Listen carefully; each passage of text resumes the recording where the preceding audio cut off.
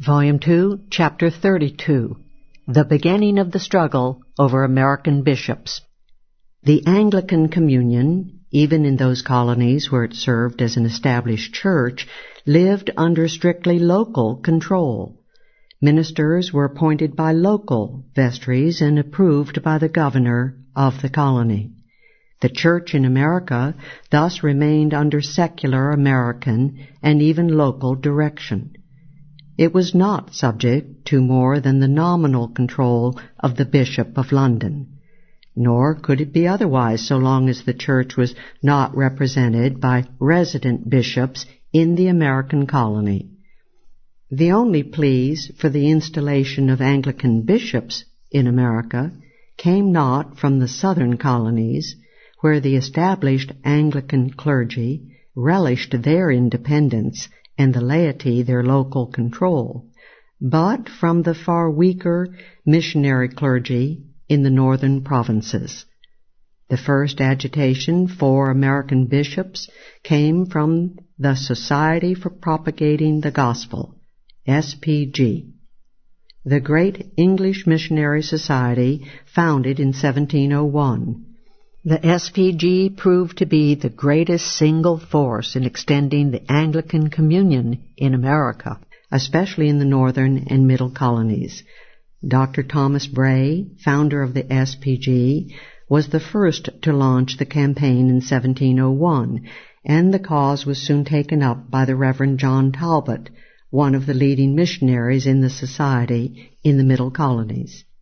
In 1705, 14 Anglican missionaries assembled at Burlington, New Jersey, and petitioned for a bishop.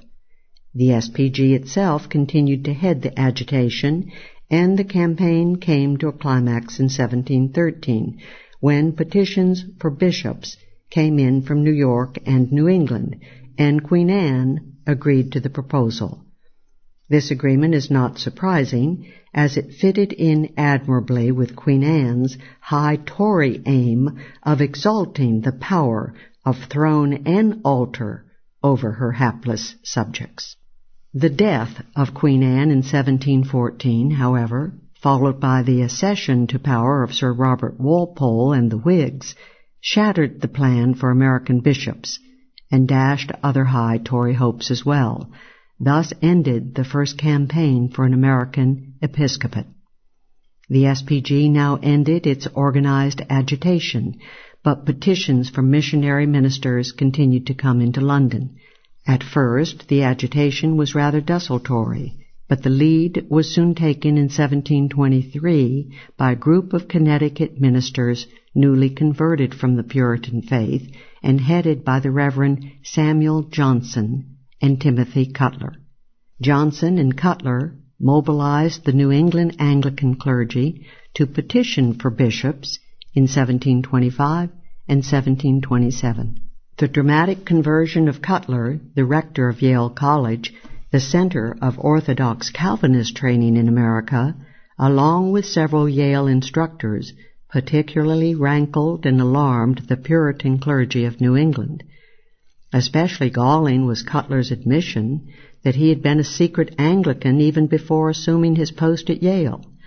An attempt was indeed made by the Church to install a bishop not in New England but in Anglican Maryland, but the courts in Maryland, where the clergy were opposed and the proprietary brooked no such interference in its own control, quickly blocked the plan. The Reverend Mr. Johnson, in the course of his pleas to England, urged that an episcopate would be most useful in cementing the rule of the English crown over America and preventing any dangerous tendencies toward American independence. As Johnson trenchantly put it, it has always been a fact and is obvious in the nature of the thing that anti-episcopal are of course anti-monarchical principles, so that the danger of our effecting independence would naturally flow from the want of episcopacy, which would be the most effectual means that could be devised to secure a dependence on our mother country. Yet in England itself, and even in the SPG, interest in the scheme had all but ended with the death of Queen Anne. Its first revival came with a sermon before the Society by Bishop Thomas Secker in 1741. Secker took up the argument of Johnson, and his public address alarmed the New England dissenting clergy. In a reply, the liberal Massachusetts Congregational minister, Andrew Elliott, expressed his alarm over an episcopate that would inevitably entail the dangers of an Anglican establishment in the northern colonies. Such dangers included a general tax to support the establishment, to be extracted from the pockets of the non-Anglican colonist. Bishops established in America would, in short, inevitably obtain the considerable temporal power and revenue that their counterparts enjoyed in England. In sum, an Anglican episcopate inevitably could not be a simply spiritual matter. It had grave political implications for American liberty. The drive for an American episcopate began in earnest with the accession of Thomas Sherlock to the bishopric of London in 1748. Pursuing his grand design for an American establishment intertwined with the English state and church, Sherlock immediately began to press the king for an American bishop. Sherlock was repeatedly turned down by the shrewd officials of the crown under pressure of the influential English dissenters. Particularly active in rejecting the proposal for Anglican bishops were the great Whig leaders, the Duke of Newcastle, Lord Hardwicke, and Horatio Walpole. The liberal Horatio Walpole expressed the shrewd sentiments of the Whigs by warning that such a far-reaching scheme would really provoke and alienate the American colonists, dissenters, and even Anglicans alike. Sherlock was joined in his agitation, however, by Bishops Secker and Cutler, and Sherlock raised the problem to a new plane by deciding to employ virtual blackmail upon his American communicants. For in an effort to force the Anglicans in America to demand a resident bishop, Secker virtually refused to exercise any of his jurisdiction over the church in America. Pursued by successive bishops of London, however, this policy only left Anglicans in the colonies with even less English control and supervision than they had experienced before. Furthermore, Secker's methods aroused the ire of Anglicans, especially in the South, and particularly alarmed the New England Puritans and other dissenters who saw the specter of an Anglican establishment from which so many of them had fled. As early as 1750, the liberal Reverend Jonathan Mayhew warned that people have no security against being unmercifully priest-ridden, but by keeping all imperious bishops and other clergymen who love to lord it over God's heritage from getting their feet into the stirrup at all.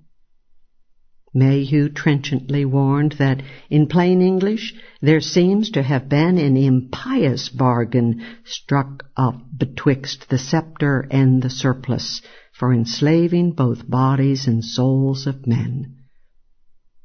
The agitation over possible bishops in America died down during the distractions of the war with France, only to flame up again when the war was over.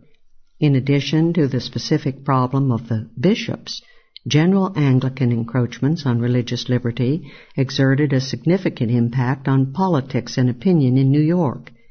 That colony, where Anglicans were aiming at an establishment, found a great champion of religious liberty in William Livingston, of the leading landed family of New York.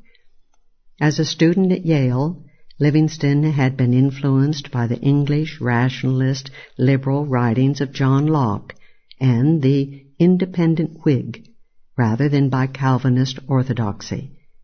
The Independent Whig, written in the early 1720s, was the great arsenal of argument for religious liberty and Against Establishment, written by the English journalist John Trenchard and Thomas Gordon. In late 1752, Livingston and his friends launched the publication of a weekly paper, The Independent Reflector, dedicated to opposing establishment and consciously modeled after Trenchard and Gordon's Independent Whig. The principal goal of the paper was opposing oppression and vindicating the liberty of man. Livingston stoutly affirmed that in the cause of the truth and liberty he would defy all tyrants, civil or ecclesiastic, and specifically any Anglican domination over New York. Moreover, Livingston's libertarianism was by no means confined to defense against the Anglicans. He also boldly defended the Moravian Church against the attacks of his own Presbyterians. The lively, trenchant Independent Reflector quickly won fame not only in New York but throughout the northern colonies, and was ardently discussed in pulpits, coffee houses, and taverns. The Independent Reflector, drawing blood, stimulated an intense Anglican counterattack. But much of the Anglican rebuttal only furnished more material to alarm its critics. Thus, William Smith, inspired by the Anglican leader, the Reverend Samuel Johnson, blatantly declared, "National establishment can diffuse through a country the full social advantages arising from religion.